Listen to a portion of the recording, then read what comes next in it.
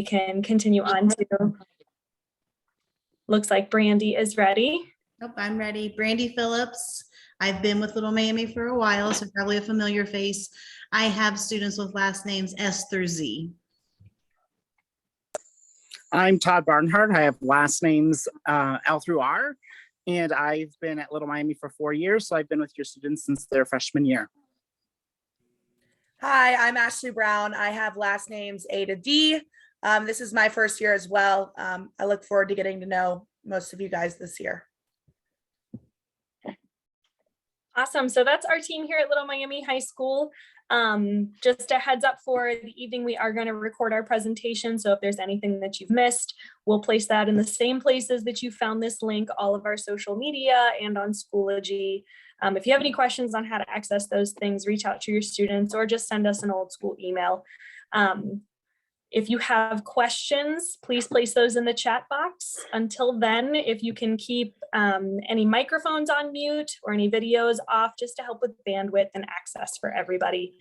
And we do have some really great presenters here with Wright State Admissions. I believe, Meredith, you're going to be leading us through things. Yes, and I'm actually from Wright State Rater Connect. We do the customer service for financial aid, registration, and billing. And I have a couple coworkers that are with me, Dan Perry and Andy Baker, and they will be manning the chat for me.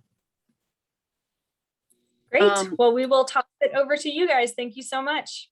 Oh, you're welcome.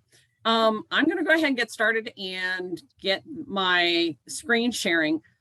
So let me go ahead and do that.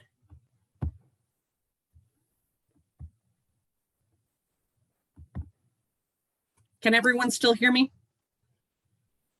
Hope so. One thing that I do want you to be aware of is, yes, we are from Wright State Rater Connect. However, everything that we're going to be going over in this presentation this evening can be applied to anything, any college across the United States that administers federal financial aid. So this is all about federal, state, and campus-based aid programs.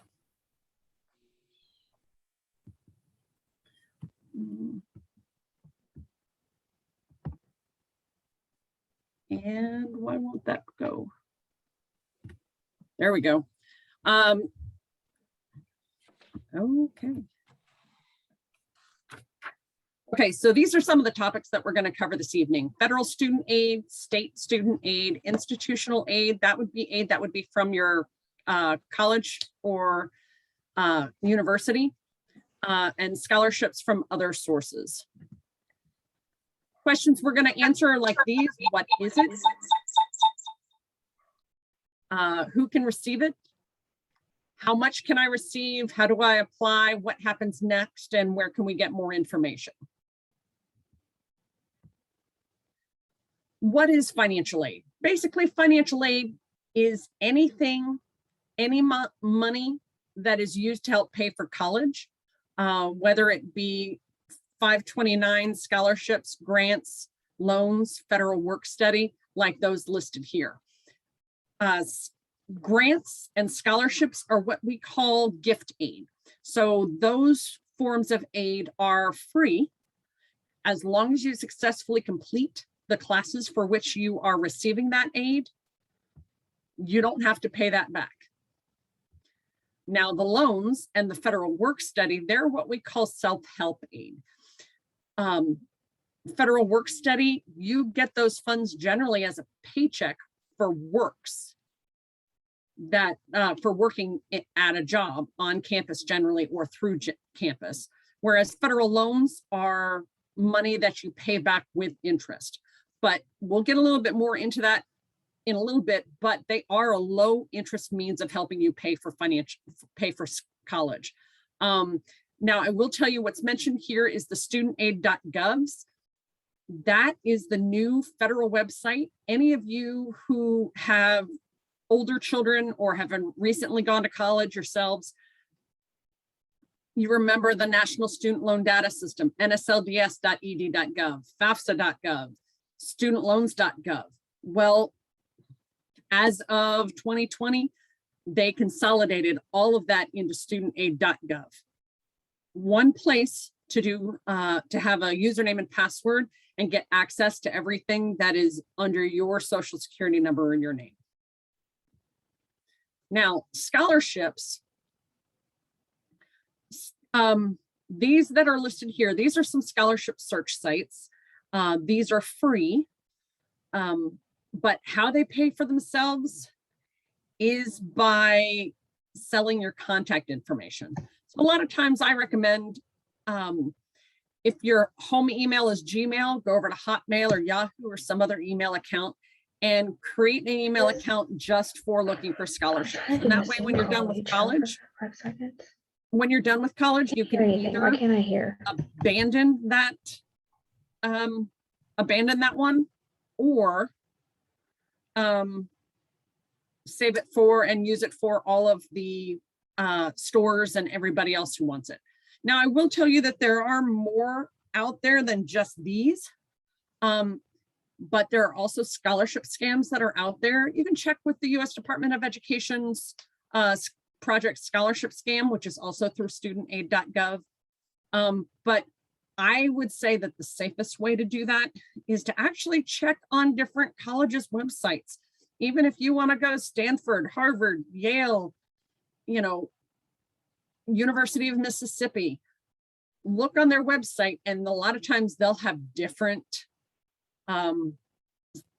links of these scholarships than what are listed here. So, but the colleges and universities make sure that they're free and valid before they post them on their website. So that could help you get that done. I would also recommend that you check with your high school, with your parents' employers, with your guidance counselor, and also maybe check with your local community through 4-H, through your local government. There may be scholarships that may be available. And also check with your employers, like if you work for McDonald's, or if your parents have jobs that offer scholarships for the dependents. That's also a good way to look for scholarships.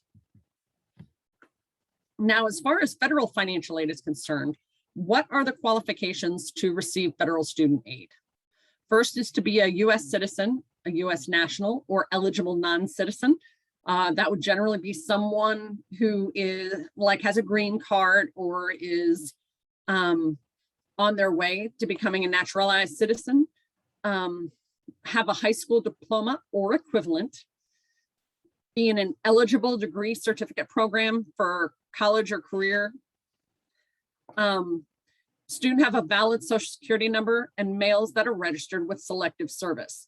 As far as eligible degree seeking certificates, as long as you're in a college or university that is eligible for Title IV funds, which is federal financial aid, you're going to be fine as long as you're in a degree seeking program. So if you're working for a bachelor's degree or an associate's degree, that could be eligible for federal financial aid. Sometimes certain certificate programs, like teachers, if you're looking to take a certificate for becoming a principal, unfortunately, that's not one of them that is currently eligible for federal financial aid. However, if you're working on a master's degree and work on that certificate at the same time, then you're eligible for financial aid because you're degree seeking, and you can use that financial aid to help pay with your other costs for the certificate program. Now, in regards to the males, of course, females aren't required to register with selective service, but males are in order to be eligible for federal financial aid. If you are 17 and you're filing the FAFSA, which you can do October 1, there is a place on there that says, can we register you? And even if you're starting school at age 17, even if you would be starting college at age 17, because you gave FAFSA permission to register you with selective service, then you're eligible for federal financial aid. Please be careful if you're female to just answer that you're female and not answer that question. Worst case scenario, it'll reject and say, hey, something's wrong here, and you might be selected for verification. Now that last part right there is listed, satisfactory academic progress. Every school that administers federal financial aid is required to have a satisfactory academic progress policy. I know at Wright State, we follow the federal minimums, which basically means maintain a 2.0 GPA or better, because you're required to have a 2.0 to graduate, and successfully complete 67% of the classes that you attempt. If you fail a class, drop a class, that means you're not successfully completing them. But as long as you stay within that 67% or higher, you're going to be fine. One thing that I do want to say for those students who might be taking CCP, if you're going to be going on to degree seeking from at the school that you're doing your CCP, your satisfactory academic progress review has already started, because the classes that you're taking as college credits and high school credits through the CCP program do count towards your satisfactory academic progress for college once you get there. In general, how much financial aid that you can receive depends on financial need. Financial need is determined by the expected family contribution number, which is the EFC, and the cost of attendance. Your cost of attendance will be assigned by the school that you're attending, and it'll be based on, are you living on campus, off campus, commuting from home, living with parent, and obviously Sinclair, Wright State, UD. You're going to have very different costs of attendance at all three of those schools. So, you know, each school administers or gives you a cost of attendance, and we otherwise call a cost of attendance a budget. The EFC is determined by what you reported on the FAFSA, but it takes more into consideration than, you know, just your income. That also includes like how many are in the household, how many of those that are in the household are in college. And believe it or not, even if you had two families of four that are making the same adjusted gross income on their tax returns, if one set of parents is 10 years older than the other, they can have different EFCs. And the reason for that is because the closer you are to retirement, the more of your income is protected from that EFC. Cost of attendance, as it says here, includes tuition fees, room, board, and transportation and books. Even places like Sinclair, who doesn't really have any dorms or anything like that, but there is still a cost of living that is part of your education. So that is included in their cost of attendance or their budget. And when we say what a financial, if you have financial need, cost, how we determine that is the cost of attendance minus your EFC.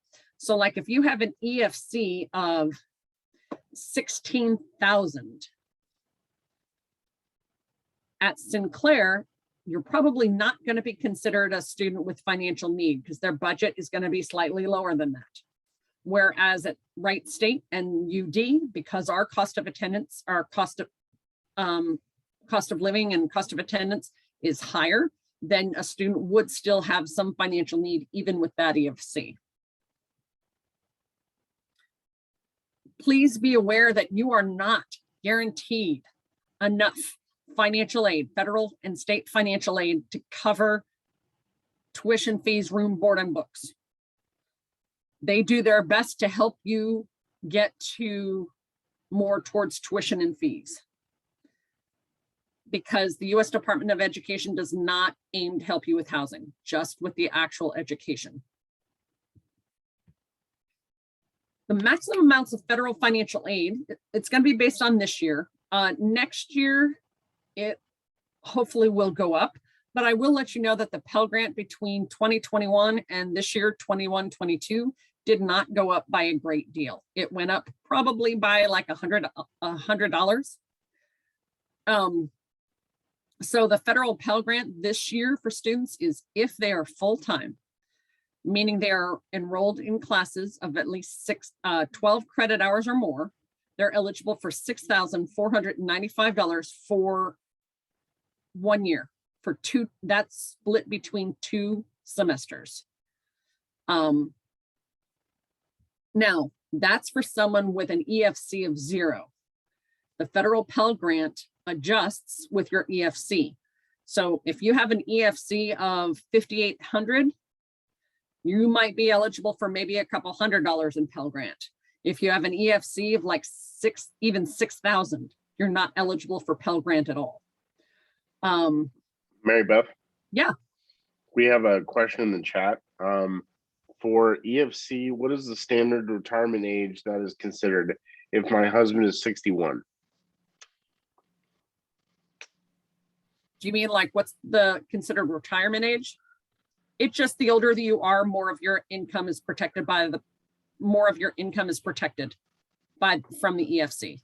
It's not specifically an age like what they consider retirement, because it also depends on where you are, and that number changes almost year to year.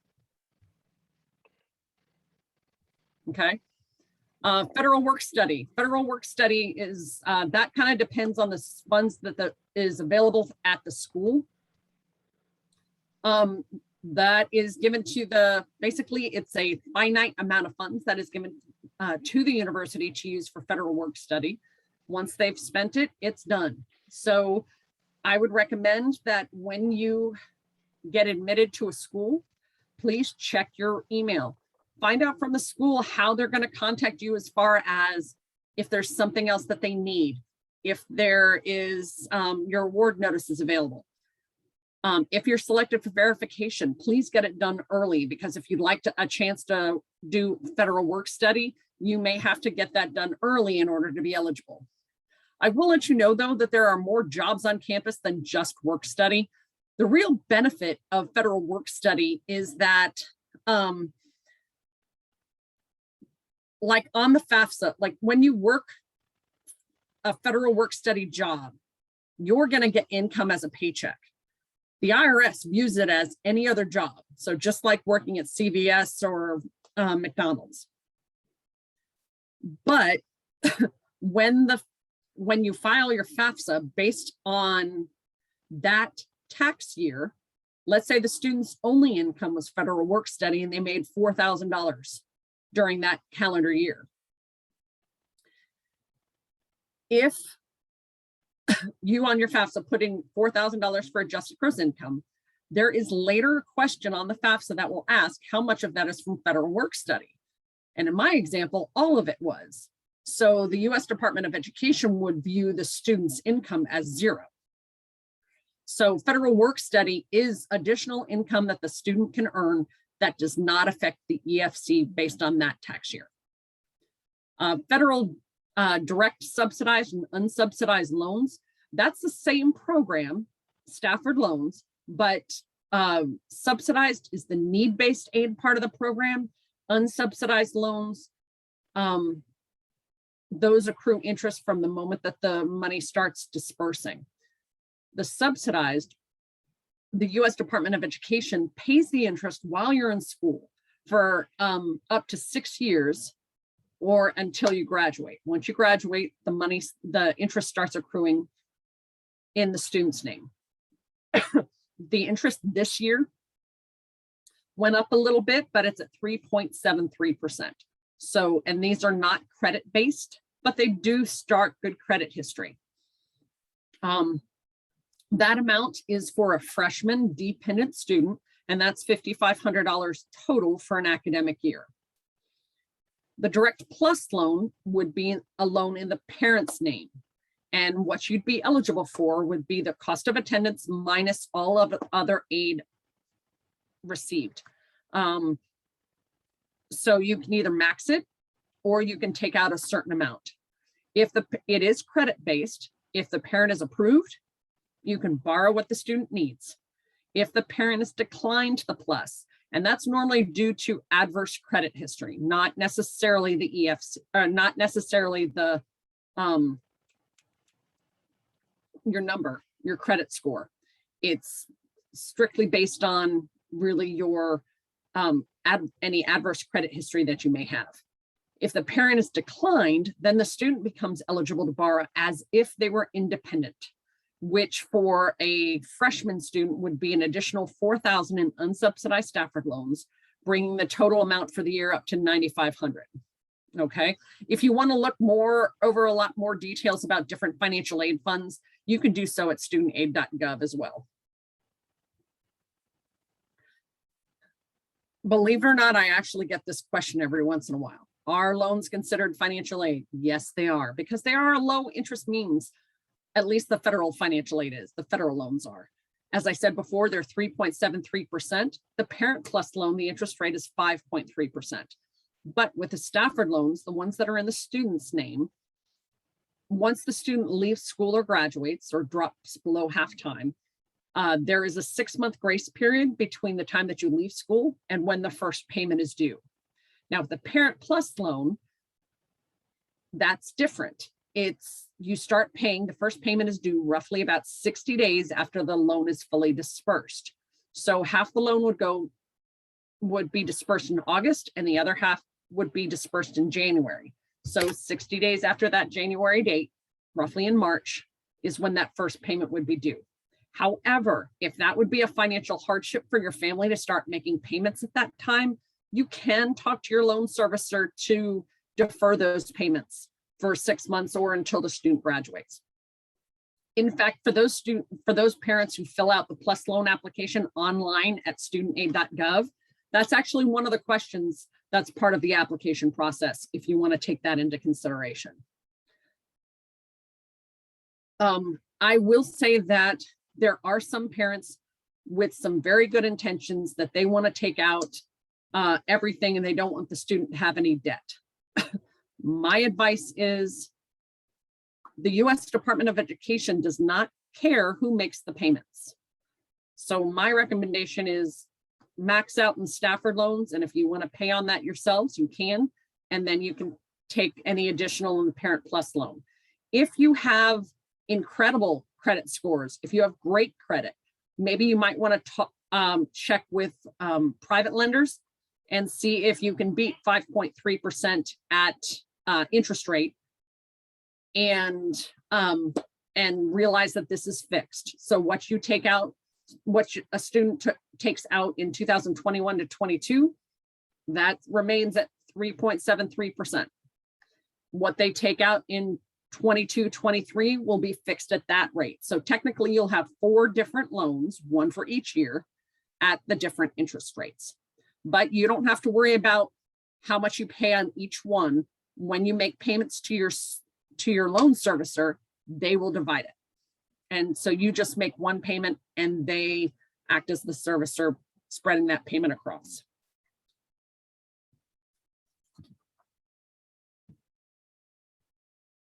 Now, alternative loans. These are options, but please be aware that these private loans or alternative loans are not federally regulated. So please use them as a last resort. I've seen them be anywhere from like 5 to 11% interest rate. I have also talked to students where their repayment period was 5 years instead of 10. So if you are going to take out a private loan, please be aware of not only what the interest rate is, but whether it's fixed or a variable rate. So in other words, it moves with the market, and what the repayment period is. If this private loan is going to be in the student's name, if they do not have much credit history or any credit history, then they may be required to have a cosigner in order to qualify for these student loans.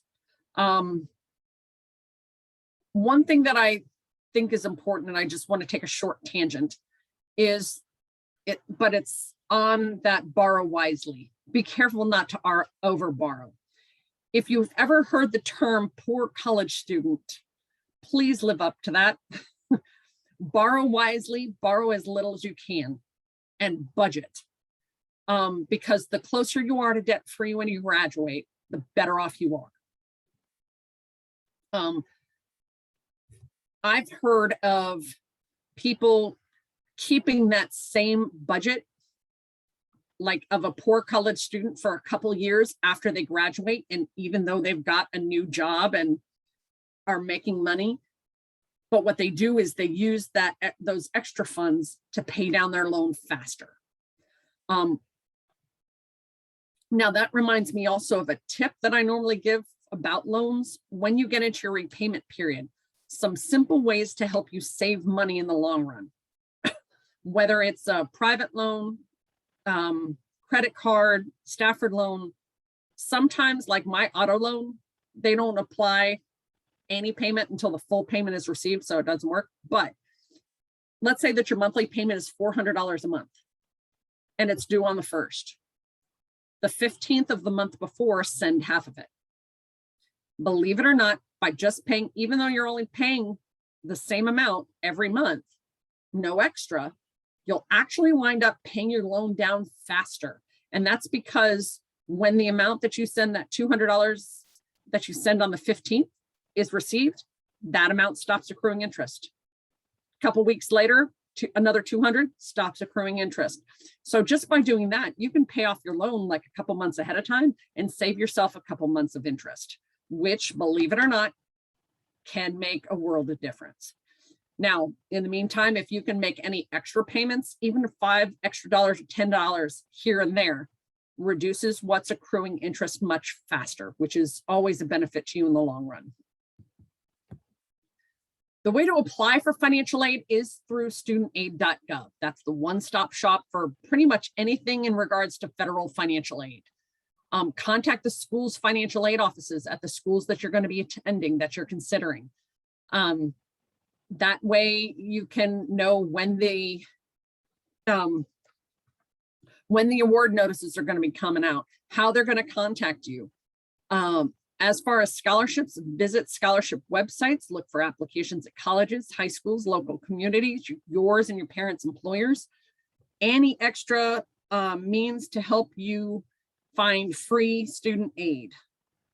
But I know that there's probably, I know with FAFSA.gov, there were scams that were out there like FAFSA.com. So please be careful and go to studentaid.gov. That GOV designation basically means it's from the government. As far as those things are concerned, please don't pay for something that's made to be free. Now, one thing that a parent and each individual student are going to have to do is create an FSA ID, which is a username and password for studentaid.gov. You can learn a little bit more about it and create it at studentaid.gov. Student and parent must create their own. You cannot share one, and you cannot use the same email address to create individual ones. And students, please don't use your high school email addresses, because generally when you graduate high school, that email shuts down. So if you don't have a private one, create one, or use the college email of the school that you're going to be attending would be fine. But when creating your FSA ID, just make sure it's unique and it's something that you're going to remember. If I haven't done so already, I'll send some forms to the guidance counselors. I have a couple of them from our National Association of Financial Aid Administrators and our state that can help you compare college to college and costs to costs, so that you can look all about it. But we also have a form that can help you create that FSA ID and remember like what your challenge questions were and what your answers were. Because sometimes it is important, they have it that some of them are capitalized and some of them are not. So when you apply at studentaid.gov, you can do so starting October 1. Please be aware of what the state deadlines are. The state deadlines for filing the FAFSA and being eligible for the Ohio College Opportunity Grant is October 1, 2022 for the 22-23 age year.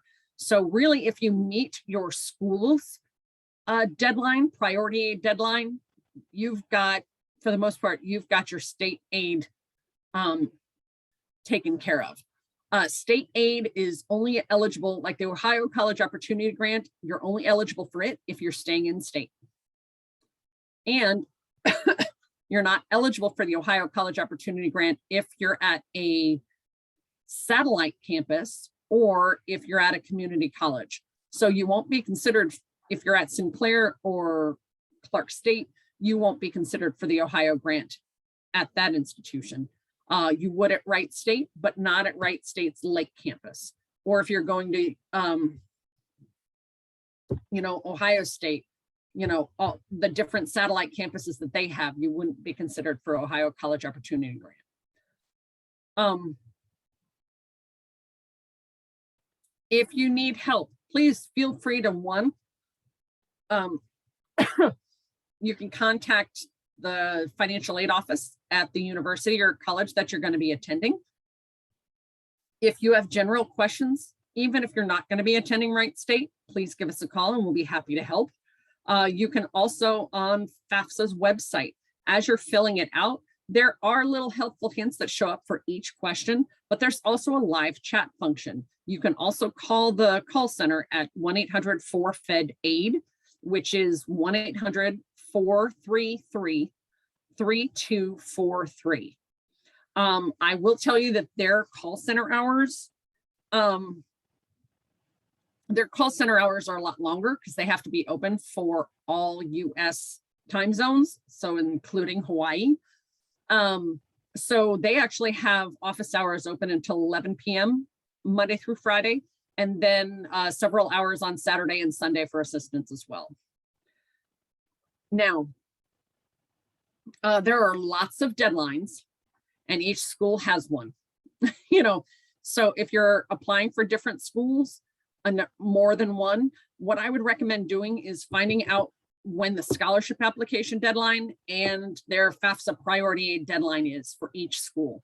Write them all down and then get the FAFSA and all of the scholarship applications done by the first deadline. That's going to guarantee that you don't miss one. Because I don't know about you, but I would be the person that flipped 2 of them. So I'd be really early for one and miss the other one just because I switched them. Okay. All right. For Wright State students, I will tell you that I normally recommend our students when they come see us that they get the scholarship application and the FAFSA application done by Thanksgiving. Because I don't know about you guys, but my life in between Thanksgiving and New Year's gets really hectic and I don't even have exams. So I would just recommend getting it done by Thanksgiving and just take a load off your shoulders while you're working on your finals for each of the terms. Now, when you file that FAFSA, when you get to the end and it has submit my FAFSA, you're actually going to watch for the confirmation page. I'd recommend either printing it or saving it onto your computer because that will actually have an estimated EFC and what kind of federal financial aid you might be eligible for, whether you're eligible for the federal Pell Grant or not. Okay, when you've got that saved or you've seen it, then log out. So that way you make sure that you haven't missed it.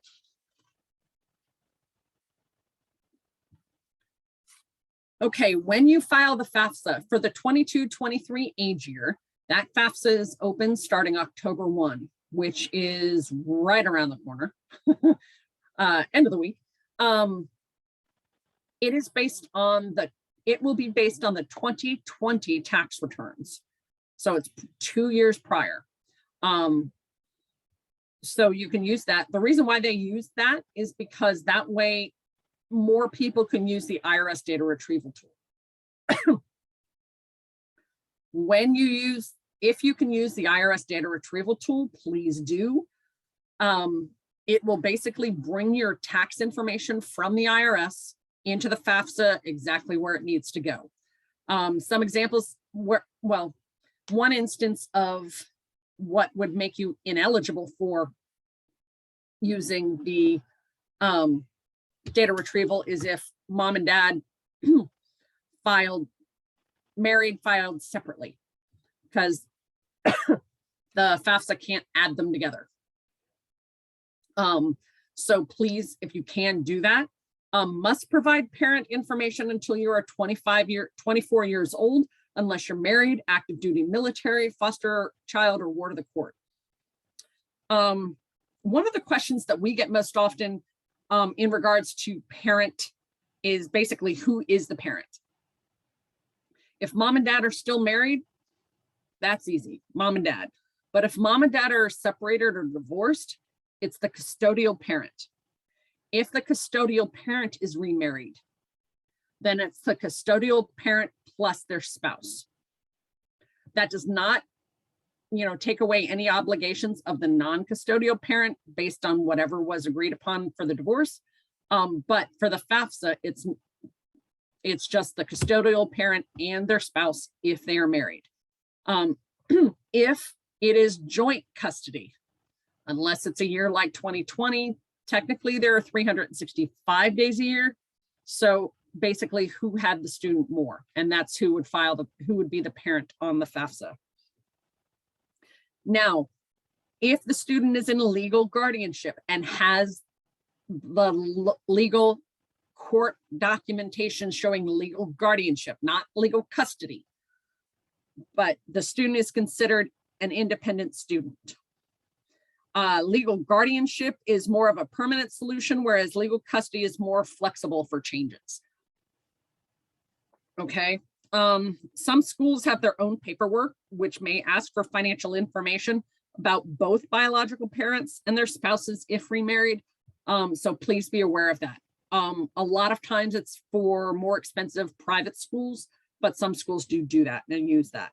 Watch for the federal work study question. If you miss it, you may miss out on federal work study, because a lot of schools don't. If you say, I don't know, or you just skip it, you won't be considered for it. Like I said, use the IRS Data Retrieval tool if you can. If you can't, that's fine. You can just type in everything. But some of the questions for whether you're dependent or independent, students who are not living in the same state as their parents can still be considered a dependent student. Because, like, for instance, this year, were you born? The questions are, were you born before January 1st, 1998?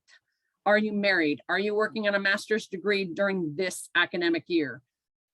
Are you in the military? Are you a veteran of the military? Do you have children or legal dependents that you supply more than 51% of their financial support?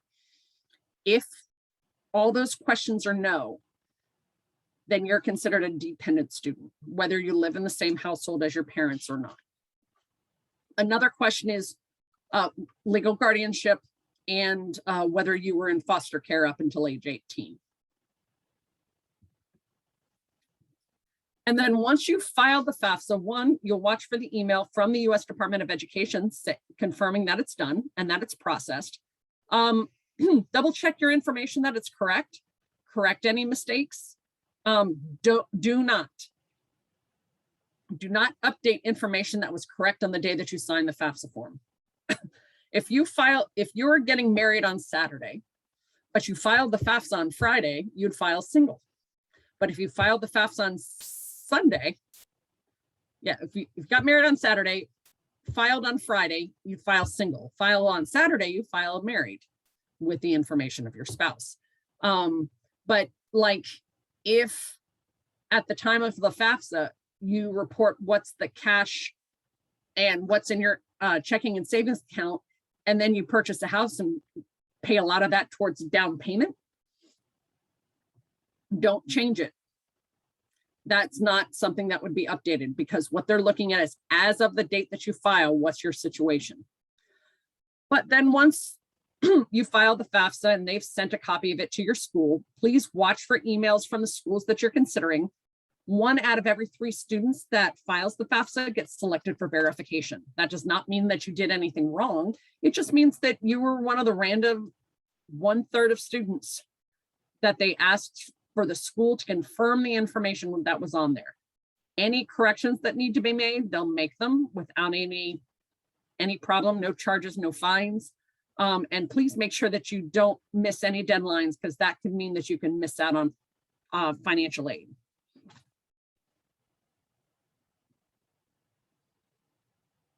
Now, please be aware also that most schools will not start processing federal financial aid until the student is actually admitted. So if you're sending your FAFSA to a number of schools, to as many as you can, but you've only applied to 3, you'll only get financial aid awards from those 3, most likely.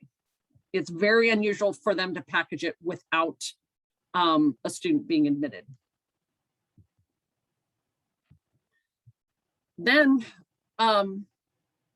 once the school has received it, they'll start packaging your financial aid eligibility, and they'll send you out an award offer. Evaluate the aid offers, but also compare using their costs of attendance as well.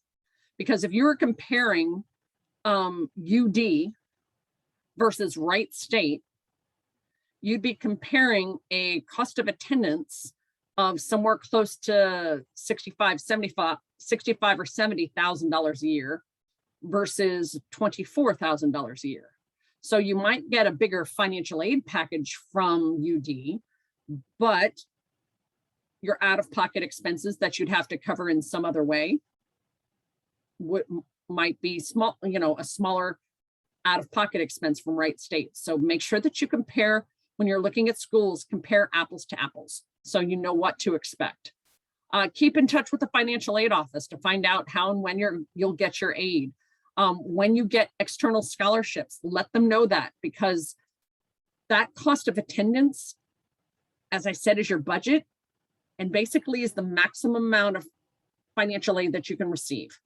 So if you have an external scholarship, a scholarship that comes from your parents' employers, for instance, that will adjust some of your aid possibilities, because that becomes part of your financial aid package. Now, other things to consider: ask questions about potential changes and adjustments to your aid.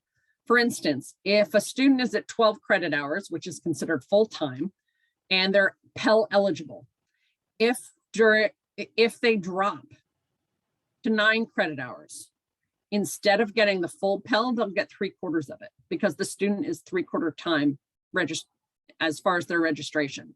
So grants adjust to the student's enrollment. So before dropping a class, please reach out to the financial aid office to see what kind of impact dropping that class would have on your financial aid. Loss of income. I mean, obviously COVID, for instance, have hit a lot of families. 2020 is probably when a lot of people started getting hit the hardest, but 21 continues with that. So most schools, with your FAFSA, you do not update your FAFSA with newer information. It goes strictly on your taxes. However, most schools, or all schools, technically should have what we at Wright State call a FAFSA adjustment, or a petition that you can file to relook at your finances. Maybe instead of based on 20, maybe someone lost their job in 21. And so the income for the family is lower in 21. So what we can do is we can bring the FAFSA eligibility, or the financial aid eligibility, to be based on the newer tax year. Extraordinary expenses. If there's somebody that is in the household that, has a lot of,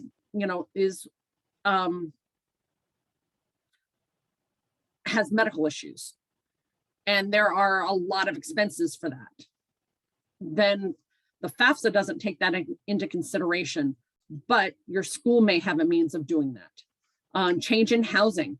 If you're just changing on campus to off campus, most of the time the budget is going to be the same.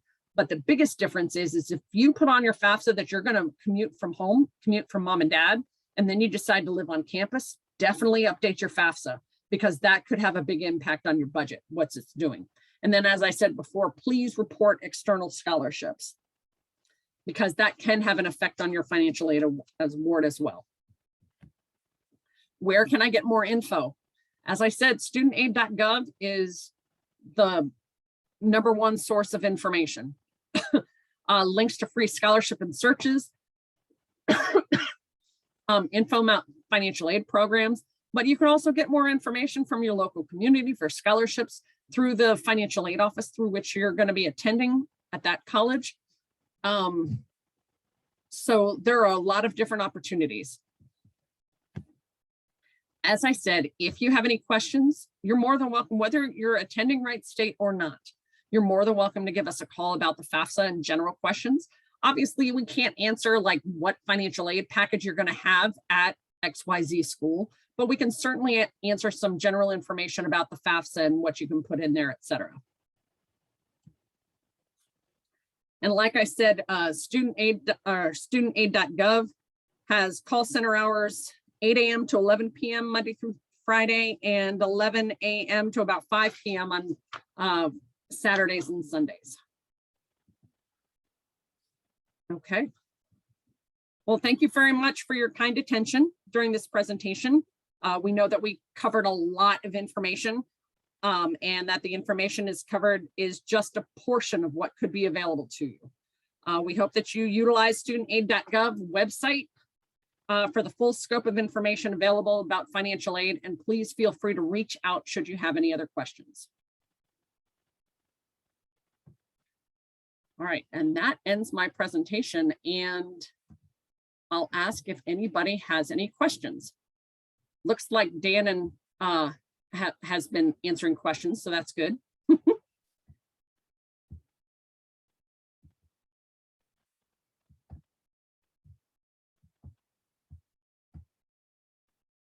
Are there any other questions that we can help with today?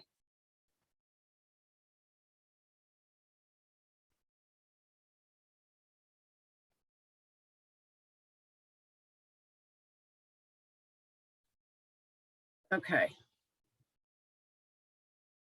Okay. I see one question. I don't see an answer underneath it. Does your mortgage equity affect how much you can get? No. Because when you file the FAFSA, it doesn't ask you to report the house that you're living in. But like if you have a house that you're renting, that's like financial income and everything like that, that gets taken into consideration basically on your taxes. So then how that mortgage affects your taxes affects your FAFSA. But the FAFSA doesn't really ask how much you owe on your house. That's taken into consideration through the tax information. How does the IRS data retrieval work? Well, believe it or not, it's pretty easy. There's a little blue button that you hit that says go to IRS, and it will ask you, it'll bring your information over from the FAFSA, so your name, social, and things like that. But then it'll pull up your information on the IRS. Now, it'll ask you to verify certain information, like just read through your name, date of birth, etc. But it'll ask you for your address. And they want not your current address, but the address that was on your tax return.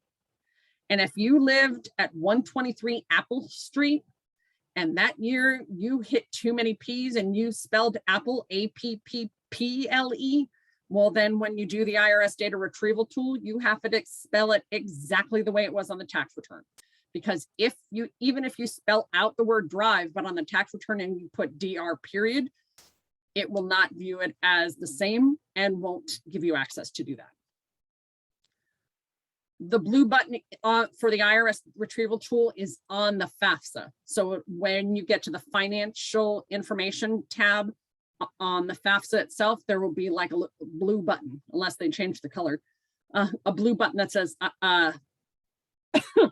link to IRS.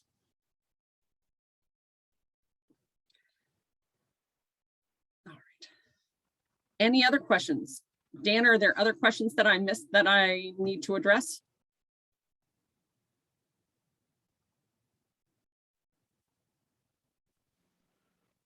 There's one, but it's specific to the question you answered earlier about the mortgage equity effect. What financial info do they ask for? IRA, 401, outside brokerage accounts? Okay, I'm not sure if that's referring to the mortgage equity or just the FAFSA in general. I think that's the FAFSA in general. Let me look at I have a copy of last year's FAFSA application, so let me check that real quick.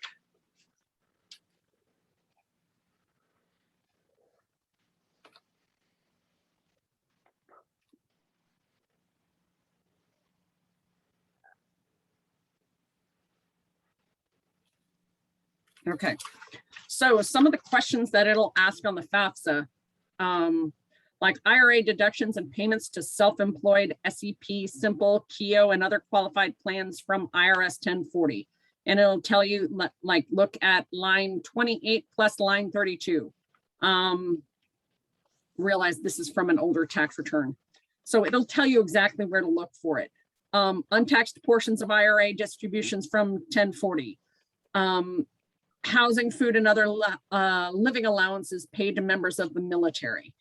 And then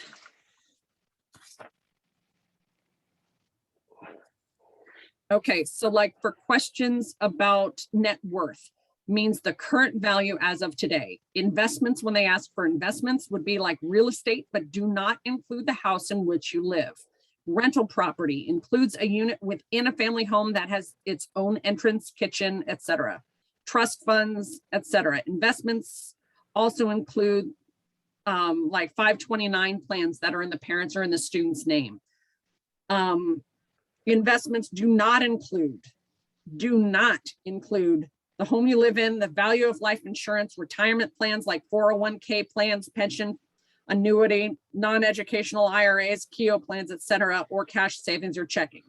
Now, the reason why the cash savings and checking is not considered as investments is because that is a specific question asked elsewhere on the FAFSA.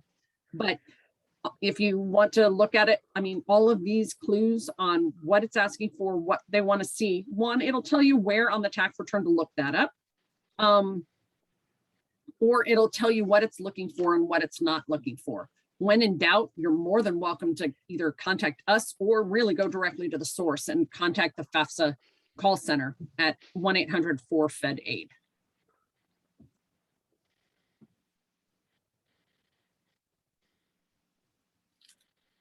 Okay, any other questions that I missed or we want to add?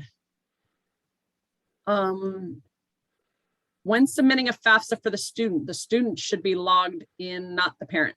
Correct. Well, that was from Dan, so of course it was correct. But it'll ask for the parent's FSA ID as well.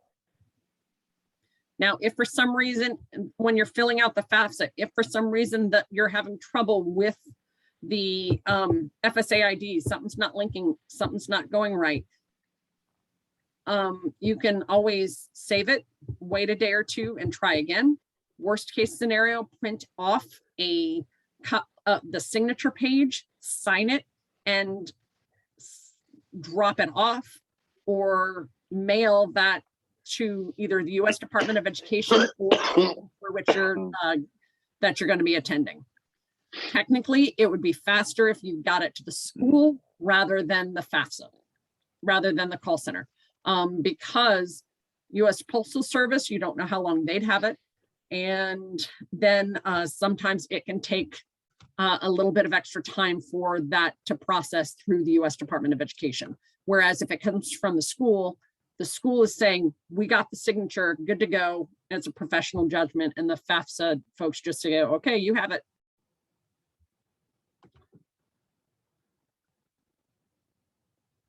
No, you do not need to fill it out at once. When starting the application, it sounds like you can save it and come back to it if you needed. And do you need to fill it out? Nope, you can do it in 5-minute increments if you want to, but that means you got to log in every time. But yeah, to be honest, once you get through it the first time, it's a lot easier than you think it is. Generally, it'll take about, once you get used to it, and if you can use the IRS Data Retrieval tool, it might only take you 20-30 minutes. It's not going to take you, a couple hours to figure things out. It's easier than the tax form, I promise.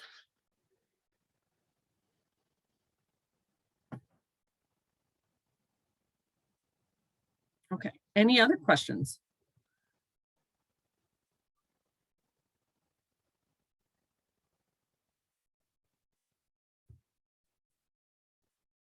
Okay, not sure what that means. I'm sorry, I missed the mailing in.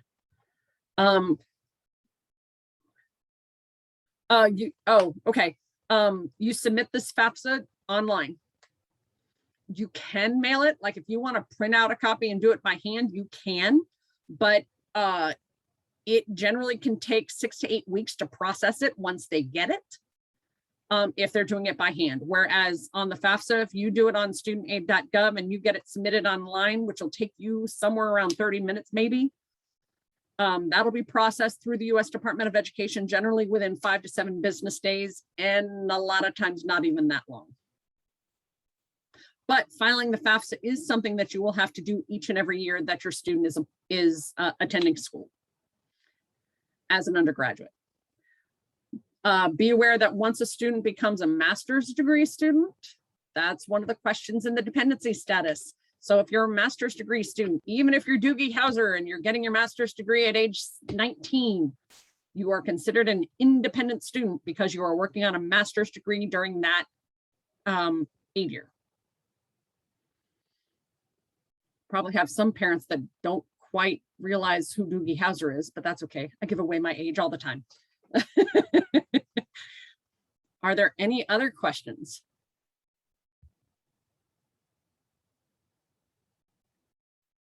Dan, Andy, are there any questions that we normally get that I've missed?